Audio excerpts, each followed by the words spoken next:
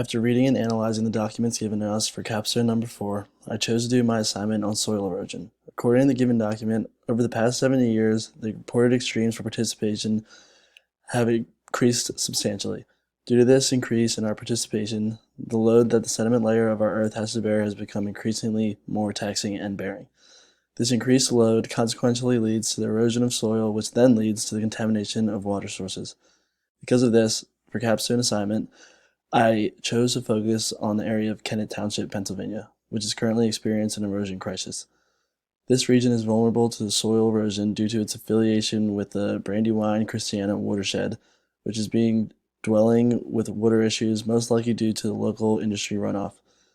If left untreated, this soil erosion would affect the water supply of many people and businesses in the area, leading to countless problems in the near future.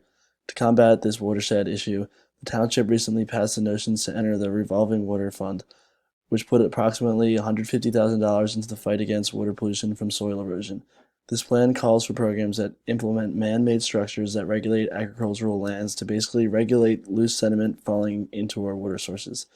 By implementing this initiative, the Pennsylvania Township is preventing what would be detrimental effects to the local communities and other watersheds that use the same water.